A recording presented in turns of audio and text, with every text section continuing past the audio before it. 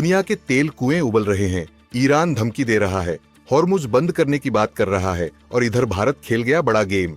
तेल पर भारत का खेल शुरू हो गया है। भारत सरकार ने 6 नए स्ट्रेटेजिक पेट्रोलियम रिजर्व्स बनाने का ऐलान किया है, जिससे अब देश 90 दिन तक बिना किसी विदेश से तेल लिए भी अपनी जरूरतें पूरी कर सकेगा। ये सिर्फ क्रूड ऑयल का भंडार नहीं, ये राष्ट्रीय सुरक्षा की गारंटी है। चलिए जानते हैं कि स्ट्रेटेजिक पेट्रोलियम रिजर्व क्या होता है। दरअसल स्ट्रेटेजिक पेट्रोलियम रिजर्व यानी रणनीतिक तेल भंडार, ये एक ऐसा स्टॉक पाइल होता है जिसमें देश अपनी जरूरत के लिए क्रूड ऑयल इकट्ठा करके सुरक्षित रखता है। संकट के समय काम आता है, युद्ध, महामारी या तेल कीमतों की अस्थिरता में देश में रिफाइनिंग के लिए जरूरी कच्चा तेल मौजूद रहता है। विदेशी सप्लाई कट भी हो जाए तो देश की इकोनॉमी नहीं रुकती। अमेरिका, चीन, जापान, कोरिया जैसे देश पहले से ही स्ट्रेटेजिक रिजर्व्स रखते हैं और अब भारत भी तेजी से उसी दिशा में आगे बढ़ रहा है।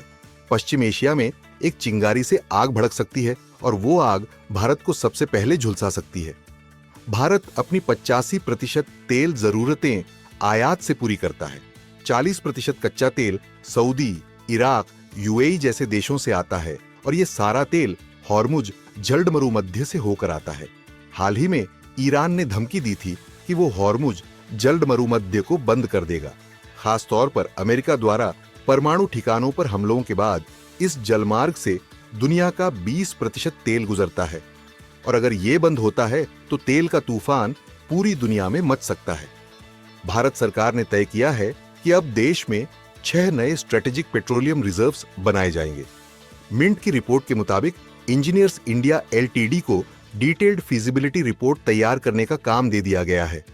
हर एक रिजर्व में 1 million ton crude oil storage होगा। हर रिजर्व पर अनुमानित लागत 2,500 करोड़।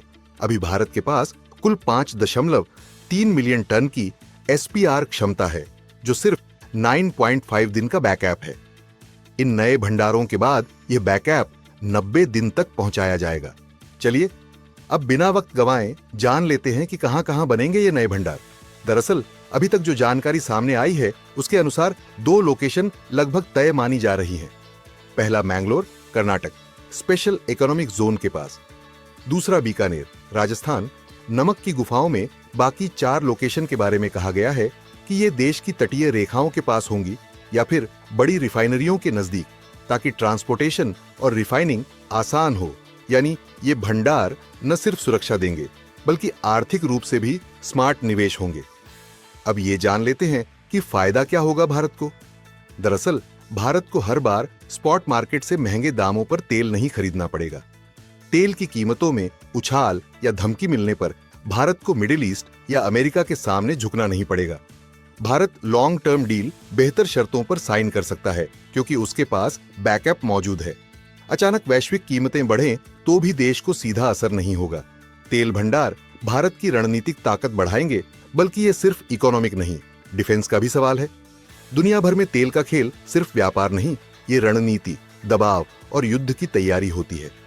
चीन के पास पहले से ही 100 दिन का तेल बैकअप है। अमेरिका दुनिया का सबसे बड़ा एसपीआर होल्डर है, लेकिन भारत का कदम एक नए ऑयल पावर के उभार का संकेत है।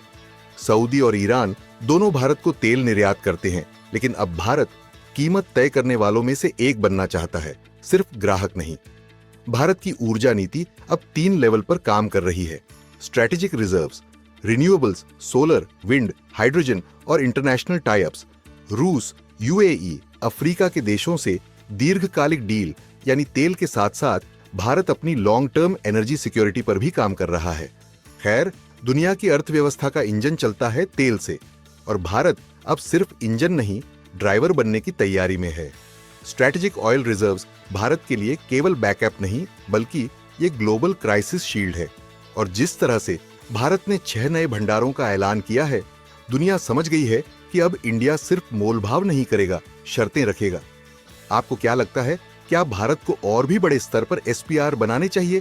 क्या इससे भारत की डिफेंस ताकत भी बढ़ेगी? हाँ या ना, मैं